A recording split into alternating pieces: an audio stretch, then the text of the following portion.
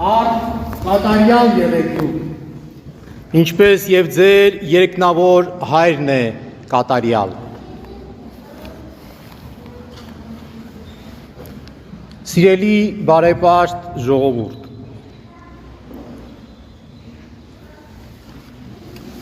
տարիներ առաջ, երբ ես տակավին սարկավակ էի եւ Սուրբ Էջմիածնի մայր տաճարի դպրապետերից մեկը, երեկոյան ժամերգությունը ավարտվել էր արդեն աշնանային մի օրեր, արդեն ամեն ինչ ավարտված էր, հաջորդ օրվա շարականները սերտել էինք, նայել էինք, պատրաստվել էինք եւ դուրս եկա ավանդատնից, որպեսզի արդեն դատարկված տաճարով անցնեմ դեպի մուտքը եւ շարունակեմ իմ օրը։ Բնականաբար դարձա դեմքով դեպի խորան, որպեսզի իմ վերջին խաչը անեմ եւ դուրս գամ տաճարից։ Երբ հայացքս նետեցի Տիրամոր եւ Քրիստոսի պատկերին, այդ պատկերը մի աննկարագրելի լույսով էր ողողված։ Որևէ պատոհանից արևի այդ աշնանային շողը չէր կարող լուսավորել այդ պատկերը, որովհետև ով մայր տաճարում հաճախակի է լինում, այդքան անդրադարձած կլինի։ Սակայն ներքուս զգում էի, որ շատ անպարագրելի է այդ ամենը, անըմբռնելի, անբացատրելի, եւ կանգնած էի մեկ այլ իրողության առջև, որովհետև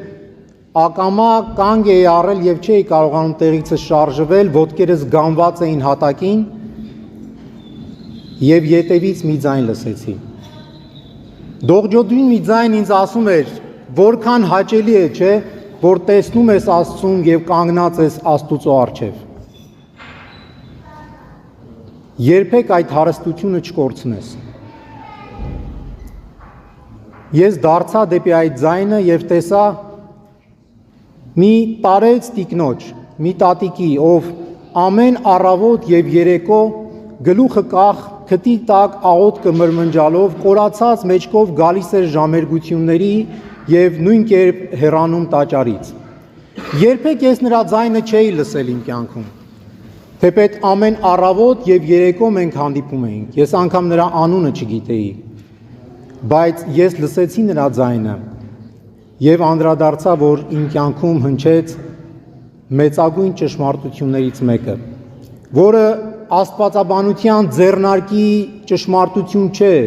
սոս գիտություն չէ, որը ես սերտում էի ճեմանում, այլ կյանքի, հոգևոր կյանքի փորձառություն։ Որովհետև սիրելիներ, նա ցույց տվեց այն քաղցրությունը, որը մենք պետք է ապրենք Աստծո առջև կանգնելիս։ Ի վերջո ես դուրս եկա տաճարից, բայց այլևս օրս չշարունակվեց այնպես, ինչպես որ ծրագրել էի, որովհետև հասկացա, որ այն, ինչ որ ծրագրել էի, երբեք չէի ուզում, որ տեղի ունենար, որովհետև այն տպավորություն, այն փորձառությունը, որ ապրեցի տաճարում, կուզեի, որ շարունակ հետապնդեր ինձ այդ ամբողջ օրվա ընթացքում։ Այսօր արտաքսման կիրակին է։ Եվ սիրելիներ, այս անձնական վկայությունը, որ ձեզ փոխանցեցի, իրականում արտահայտությունն է նույն այն վայրիբերումների, որ մենք ապրում ենք յուրաքանչյուրս։ Որովհետև ես այդ պատկերը միշտ չէ, որ կարողացա սրբորեն պահպանել իմ կյանքում եւ իմ սրտում։ Ես ունեցել եմ պահեր, երբ այդ պատկերը խամրել է իմ առջև, երբ բաղձացել եմ, որ այդ պատկերը վերստին զգամ, տեսնեմ, շոշափեմ, բայց չեմ կարողացել, բայց նաև եղել են շատ ավելի լուսավոր պահեր, երբ ես Աստուծո հետ առնչվել եմ, շփվել եմ եւ զգացել եմ նրա շոշափելի ներկայությունը իմ կյանքից ներս։ Մեզ պատվիրանապահություն տրվեց, որ մենք պահենք։ Դա մեր պահեցողությունն էր, որի կոչվեց մարդ, որպեսզի դրախտում ապրի Աստուծո ներկայության մեջ։ Երբ մարդը զանց առավ այդ պատվիրանը, որով որ Տերը նրան ասաց, բարու եւ չարի այս գիտության ծառից չճաշակես, ամեն ինչ թույլատրելի է դրախտում քեզ համար, ամեն ինչ կարող ես անել, ամեն ինչում կա Աստուծո օրհնությունը, սակայն այդ մեկ պատվիրանը պետք է պահպանես քո կյանքում եւ այդ ժամանակ այս կյանքը քո համար հարատև կլինի հավիտյան։ Եվ մարդը չկարողացավ այդ պատվիրանը պահել։ Ճշմարիտ է ասված, որ մենք զգում ենք եւ կամ ըմբռնում ենք երջանկությունը կամ մեր ապրած երջանկության պահերը, երբ կորցնում ենք այն։ Որովհետև երբ այդ երջանկությունը անցնում է եւ մենք այդ պահին է, որ հասկանում ենք, որ մենք կարիք չունեինք ավելին ուզելու, քան այն երջանկությունն է, որ տրվել է մեզ։ Աստված տեսությունը յուրաքանչյուր մարդու կյանքում մեծագույն շնորհն է եւ մեծագույն երջանկությունն է, որովհետեւ եթե Աստուծո հետ ես անցկացնում քո կյանքի օրերը, այդ ժամանակ քո արտաքին մերկությունը ոչինչ է, սակայն երբ նրանք ճաշակեցին այդ պտուղը Ադամը եւ Եվան, ինչ եղավ, նրանց աչքերը բացվեցին եւ անմիջապես անդրադարձան, որ նրանք մերկ են, որ նրանք մեղքի մեջ են այլևս, որովհետեւ այդ մերկությունից նրանք սկսեցին ամաչել, Աստուծո ներկայությունը կորցրեցին, չզղջացին, բայց այդ մերկությունից սկսեցին ամաչել։ Երբ մեղքը մտնում է մեր կյանքից ներս, մենք սիրելիներ արտաքին կաղապարներով մեզ չպիտի կաշկանդենք, այլ պիտի մեղքի դեմ պայքարենք, որպեսզի վերստին կարողանանք Աստծուն տեսնել։ Ոչ միայն տեսնել Աստծուն, այլ դրա բոլոր հետևանքներով, որովհետև Աստված տեսությունը իրեն հետ բերում է ձեզ շնորհների հետևանքներ, ձեզ բերում է կյանքի իմաստ, ձեզ բերում է հարատևություն ձեր այդ վիճակում, որովհետև Աստված տեսությունը օրհնությունն է, լույս է, քաղցրություն է, բերկրանք է, շնորհ է, Աստված տեսությունը, սիրելիներ, յուրաքանչյուրի մեծագույն զորությունն է։ Երբ այդ պտուղը ճաշակեցին Ադամը եւ Եվան, իրենց կյանքը խախտվեց։ Ինչպես որ մեր կյանքն է խախտվում, երբ մենք մեղքի մեջ ենք հայտնվում, որովհետեւ մենք ամեն ինչ սկսում ենք շփոթել մեր կյանքում։ Ոչ միայն մենք կարողանում ենք կարգավորել մեր կյանքը, այլ ընդհակառակը մենք անընդհատ սկսում ենք ավելի ու ավելի խճճվել մեր կյանքում, որովհետև մի նոր մեղք է գալիս այդ մեղքի ետևից, երբ մենք փորձում ենք այն կոծկել եւ կամ ուժ չունենք, որ արդարորեն նայենք ինքներս մեզ։ Հայրերից մեկը ճշմարտապես ասում է. Սատանան մշտապես պայքարի մեջ է Աստուծո դեմ, բայց ասում է այդ պայքարի դաշտը մարդկային հոգիներն ու սրտերն են։ Սատանան ուժ է առնում, սիրելիներ, երբ դուք ձեր հոգևոր կյանքում ձեր պայքարի մեջ տկարանում եք, այդ տկարությունը իրեն համար զորություն է դառնում։ Այդ զորությամբ ինքը չի հաղթելու Աստծուն, սակայն ձեր հոգիներն են վիրավորելու եւ արնահոսելու, որովհետեւ վիրավոր հոգին շատ ավելի սարսափելի է, քան որևէ այլ արտաքին մեզ տրված հարստություն, քաղցրություն եւ այլ ինչ, որ կարող է մեզ այս րոպեական մխիթարություն պարգևել եւ կամ մենք էլ հետևելով Ադամի եւ Եվայի օրինակին համարենք, որ մենք մի փոքր ավելին ստացանք այս կյանքում, որովհետեւ ձգտեցինք նմանվելու Աստծուն եւ ինչպես Սատանան մեզ խաբեց, մենք այդ ձգտումի մեջ ցանկացանք Աստուծո նման լինել։ Սակայն Քրիստոս եկավ, որպեսզի մեզ տա ճշմարիտ այն ճանապարհը Աստուծո նման լինելու։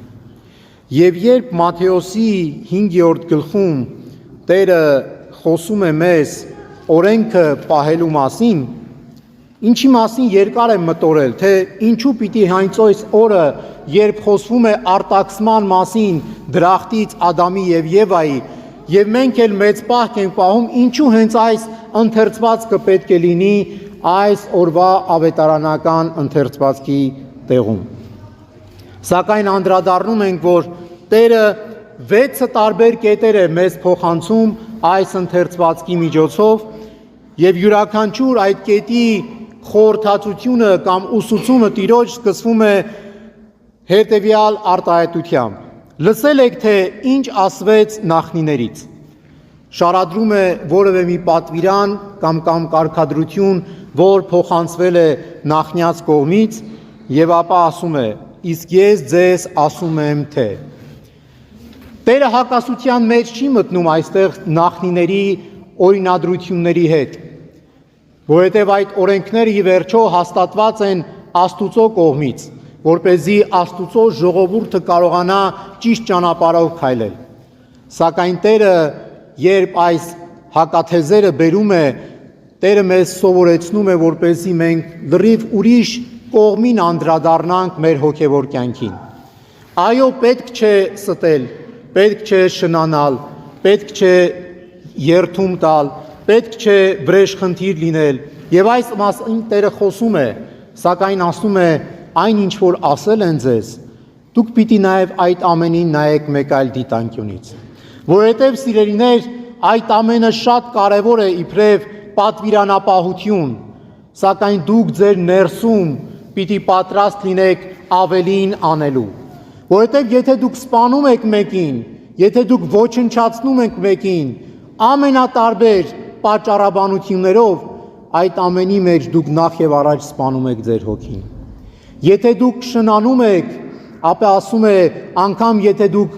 նայեցիք ինչ որ մի կնոջ արդեն իսկ շնացակ ձեր հոգու մեջ, ցույց է տալիս, որ պարտադիր չէ այդ շնությունը իրողություն դառնա, այլ ցանկանալը արդեն իսկ ձեր հոգուն վնաս է եւ այդ շնությունը ձեր հոգու շնությունն է, ոչ թե այն մեկի, ում հետ որ ձգտում եք շնանալ։ Երբ դուք երթում եք տալիս, ասում է դուք երթում տեղը մի տվեք ավելորդ տեղը, որովհետեւ դուք չեք կարող ոչինչ փոխել ձեր կյանքում, այլ թող ձեր այոն այո լինի եւ ոչը ոչ, որովհետեւ ասում է ավելին չարից է։ Դուք երբեք մի փորձեք Աստծուն, դուք երբեք այդ մեղքը մի գործեք սոսկ ակնկալելով, որ պիտի մեղսագործությամբ ձեր կյանքում ավելանա շնորհը, այդպիսի չի կարող լինել ձեր կյանքում։ Ոչինչ կարող է ավելանալ ձեր կյանքում մեղքի հետևանքով, եթե ոչ միայն կործանում, եթե ոչ արգահատություն,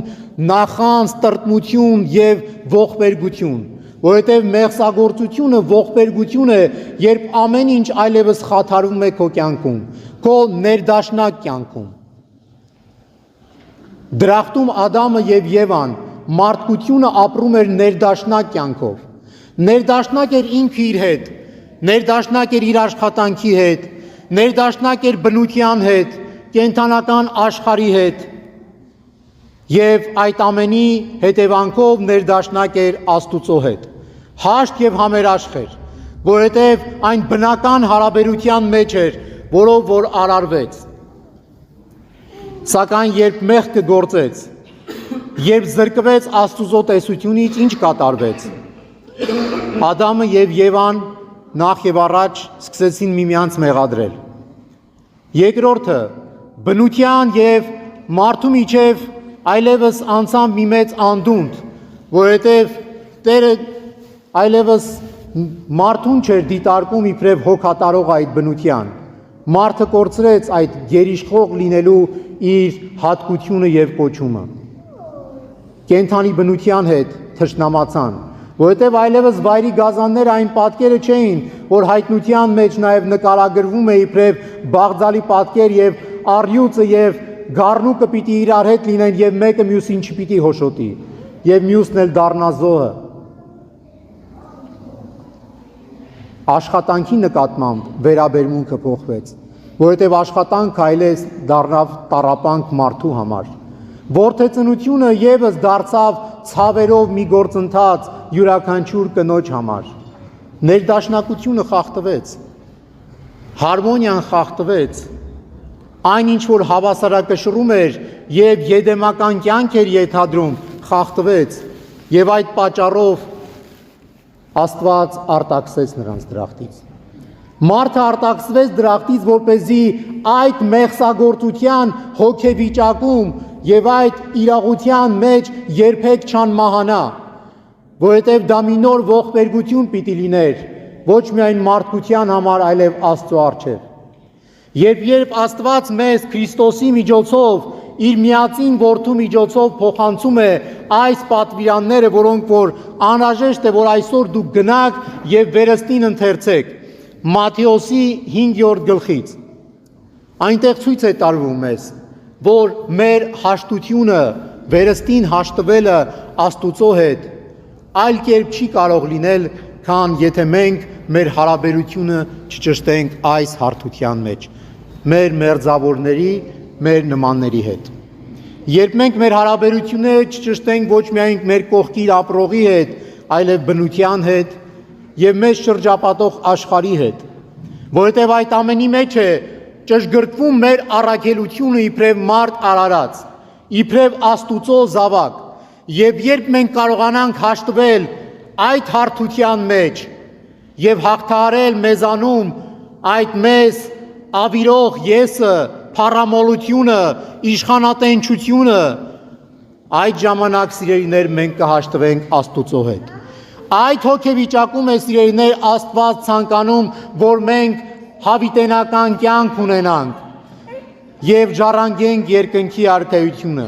Մենք վերականգնվենք մեր եդեմական այդ վիճակում, որովհետև դառնության պտուղը ճաշակելով դու քաղցր կյանք երբեք չես կարող ունենալ։ Դառնության պտուղը դառնություն է բերում քո քիմքին։ Այնպես եւ մեղքը, եթե դու ճաշակում ես, երբեք օրհնություն չի կարող բերել քո հոգուն, այլ ընդհակառակը կործանում է եւ քաշում է քեզ դեպի անդունդը։ Ուստի սիրելիներ, մեծ պահքի այս շրջանը, երբ մենք պահք ենք պահում, այն մեզ համար չպետք է լինի մարմնի պահեցողություն։ Այն չպետք է լինի ընդամենը գլուխ գովալու առիթ, որ մենք պահքը պահում ենք, այս ենք ուտում, այն ենք ճաշակում, այս ենք խմում, սրանից ենք հրաժարվել, այն մյուս բանը չենք անում, ռեստորաններով, պանդոկներով եւ գինետներով չենք գնում։ Այլ սիրելիներ, պահեցողությունը պետք է լինի հոգու պահեցողություն, որին որ մարմնի պահեցողությունը սոսկ գալիս է օգտակար լինելու։ Այն արտաքին միջավայրն է, որի մասին սիրում էին խոսել եւ փարիսեցիները եւ սադուկեցիները, բայց մոռանում էին խոսել ներքին փոփոխության, այլակերպության մասին, որին որ մենք կարոտ ենք ամենքս, իբրև դարման եւ սպեղանի մեր հոգիների։ Եվ պահքի այս շրջանը սիրելիներ այդ ճամփորդությունն է, երբ մենք պիտի կարողանանք վերստին մեր հայացքը դարձնել դեպի Աստված։ Մենք պիտի կարողանանք Աստծուն վերստին տեսնել, բայց դա կարող ես անել, երբ դու հոգով մաքուր ես։ Երբ կարող ես դա անել, երբ դու պատրաստ ես Աստծուն տեսնել, որովհետև հակառակ դեպքում, եթե դու վրեժխնդրությամբ ես պատասխանում ցանկացած քո դեմ արված չարիքի, եւ դու սկսում ես սպանել ինքդ քեզ, ուրիշին սպանելով, նեղացնելով, վիրավորելով, նվաստացնելով, լինի քո աշխատատեղում, քո ընտանիքում եւ թե այլուր, եւ դու քո երթումն ես սկսում դրժել, բայց պատրաստակամորեն աջ ու ձախ երթում ես տալիս, որպեսզի արդարանաս քո մեղսագործությունների մեջ, եւ դու պատրաստ ես ամեն ինչ կյանքումդ կործանել, սակայն չխոստովանել ինքդ քո առջև, որ սխալ ճանապարհով ես գնում, այդ պայծողությունը անիմաստ է եւ անտեղի, որովհետեւ այդ պայծողությունը ձեր առջև չի բացելու Աստուծո պատկերը, եւ դուք չեք զգալու, որ դուք էլ Աստուծո նմանություն ունեք, եւ այդ պատկերը եւ նմանությունը, որին որ դուք ձգտում եք, որի վերականգնմանը, որ դուք ձգտում եք, սիրելիներ, ձեր առջև պիտի պարզվի, երբ դուք ինքներդ սկսեք ձեր կողմից ճանապարհ բացել դեպի այդ պատկերի վերականգնումը։ Քրիստոս միշտ մեզ սպասում է, Աստված միշտ մեզ ակնկալում է, որ մենք ետ դառնանք դեպի իրեն։ Աստված միշտ մեզ ցույց է տալիս այն ուղիները, որոնք որ մեր առջև կարող են հաճության դռները բացել եւ վերստին մեզ հաստատել երանական կյանքի իրողության մեջ։ Եվ դա է պատճառը, որ առաքյալը մեզ հիշեցնում է այսօրվա ընթերցվածքի մեջ, ասելով սեր առանց կեղծիքի, ատելով չարը ընթանալ բարու հետևից եղբայրսիրության մեջ միմյանց հանդեպ լինել գթասիրտ, պատիվ տալու մեջ միմյանց գերազանցել, ջանասիրության մեջ չլինել թուլասիրտ, հոգով եռացեք, Տիրոջը ծառայեցեք, հույսով ուրախացեք, նեղության համբերեցեք, հաճախակի աղոթեցեք։ Առաքյալը ասում է. թույլ մի տվեք, որ չարը հաղթի ձեզ, այլ բարիով հաղթեցեք չարին։ Թող այս մտորումները, սիրելիներ, ձեզ ամրապնդեն ձեր պահեցողության մեջ, որպեսզի երբեք չարին չարով չհակադարձեք եւ այդպիսով զորացնեք ձեզանում սատանայի պայքարը, այլ ընդհակառակը դուք բարիով արձագանքեցեք եւ այդ բարիով պիտի հաղթեք չարին, որովհետեւ այդ ժամանակ ձեզ կունենաք իբրև գործակից, իբրև մարտակից Աստծուն։ Թող Տիրոջ շնորհը, սեր եւ խաղաղությունը ամենքիս հետ լինեն այժմ եւ միշտ եւ հավիտյանս հավիտենից ամեն։